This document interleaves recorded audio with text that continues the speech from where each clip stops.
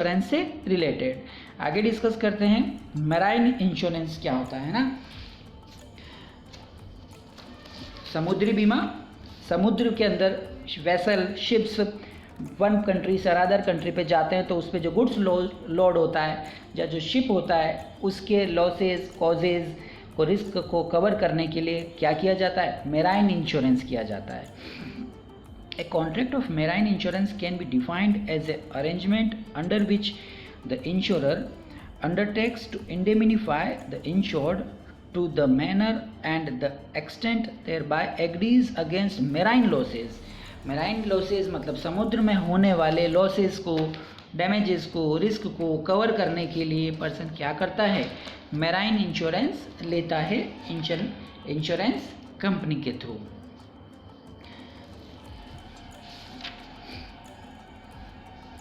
Marine insurance में क्या क्या चीज़ें हो सकती है, तो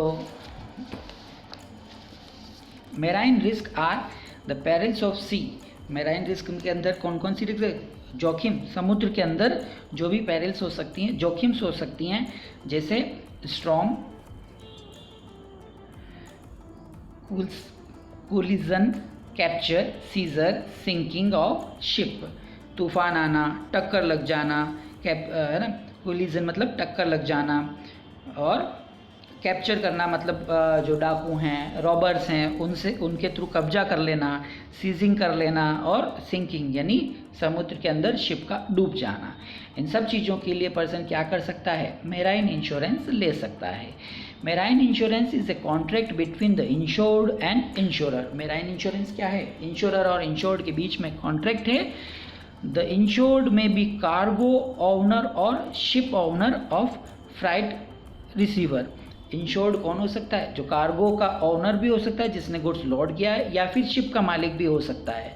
the insurer is known as the an underwriter, और इसके अंदर जो इंश्योरर है उसे अंडरराइटर भी कहा जा सकता है। The insured pays a particular sum which is called a premium, और इंश्योर्ड इसके अंदर क्या करता है, जैसे हमने पढ़ा था कि इंश्योर्ड को इंश्योरेंस करवाने के लिए कुछ प्रीमियम पे करनी पड़ती है in exchange for undertaking from the insurer to indemnify the insured against the losses और damage caused by the sea peril. समुद्र में होने वाली जोखिमों से बचने के लिए पर्सन क्या करता है, प्रीमियम अमाउंट जमा कराता है। Insured against the loss of sea peril. Different types of marine insurance policy. अब आप बात करते हैं, जैसे हमने लाइफ इंश्योरेंस के, फायर इंश्योरेंस के डिफरेंट टाइप पढ़े थे, वैसे ही मैराइन इंश्योरेंस के भी कुछ टाइप है। First, cargo insurance. This form of marine insurance include the cargo और the goods contained in the ship and the personal belonging of the crew and passengers. Cargo insurance के अंदर क्या क्या चीज़ें इंक्लूड है, एक तो कार्गो, भाड़ा जितना भी लगेगा उस गुड्स को लोड करने से रिलेटेड, वन प्लेस से जाने के दूसरे प्लेस का, प्लस गुड्स का, और जो कि भी पैसेंजर से और क्रू से रिलेटेड है, इन सब चीज़ों का इंश्योरेंस होता है कार्गो इंश्योरेंस के अंदर। हुल इंश्योरेंस। हुल इंश्योरेंस का मतलब होता है पूरा इंश्योरेंस। समुद्र के अंदर जो शिप है, जो पूरा वेसल है, उस पर जो फ्यूल है, जो गुड्स है, जो कार्गो है, उन सब चीज़ों का अगर एक साथ इंश्योरेंस होगा तो वो हुल इंश्योरेंस कहलाएगा। Under this the whole ship is insured. पूरे शिप का इंश्योरेंस हो गया है।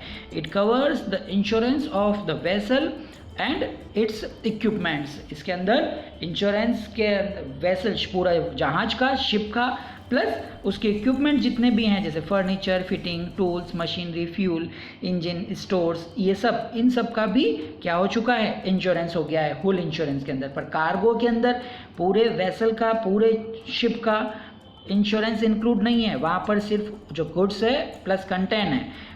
कार्गो के अंदर जो गुड्स लोड है प्लस कार्गो वन प्लेस से अनदर प्लेस पर जाने के लिए जो किराया लगा, भाड़ा, वो ये सारी चीज़ें उसके अंदर इंक्लूड है कार्गो के अंदर, पर उसके अंदर होल शिप इंक्लूड नहीं है।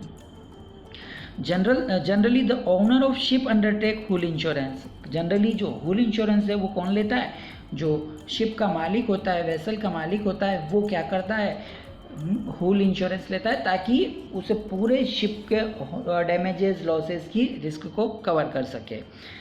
नेक्स्ट, अब हम जनरली कुछ इंश्योरेंस की और बात करते हैं, जैसे फ्राइट इंश्योरेंस मतलब भाड़ा। सच इंश्योरेंस या किराया, such insurance provide protection against the loss of freight.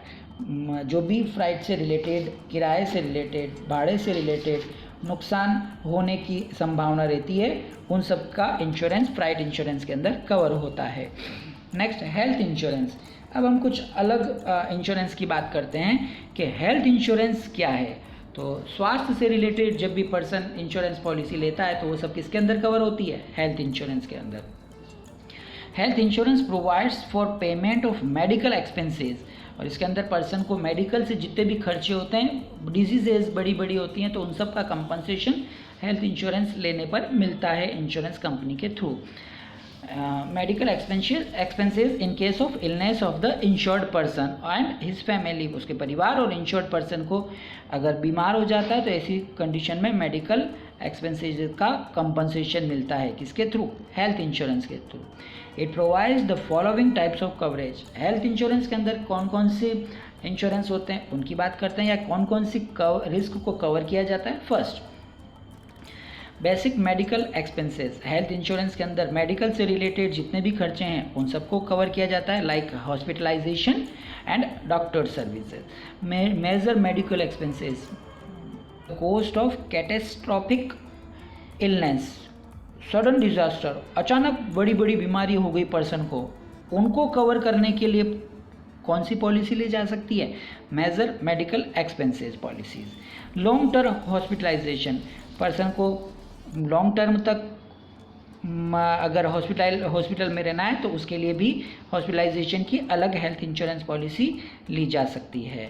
Medical supplements, जिसकी मेडिकल सप्लीमेंट के अंदर मेडिकेयर प्रोग्राम्स और सोशल सिक्योरिटी से रिलेटेड फैसिलिटीज़ प्रोवाइड की जाती है। And last, disability income. It replaces the income lost by the insured while the insured is unable to work. Disabled income के अंदर पर्सन जब बीमार हो जाता है तो वो जॉब पर नहीं जा सकता है, उसकी वजह से उसे जो लॉसेज हुए हैं उसको भी डिसेबल्ड इनकम के अंदर कवर किया जा सकता है। मेडिकल सप्लीमेंट के अंदर it fills gap in medicare program of social security. ये किसको दूर करता है? मेडिकेयर प्रोग्राम्स होते हैं जिससे सोशल सिक्योरिटी प्रोवाइड की जा सकती है पुअर और नीडी पर्सन्स को। और लॉन्ग टर्म हॉस्पिटलाइजेशन में नर्सिंग होम चार्जेस जो होते हैं, है ना, वो सारे भी कवर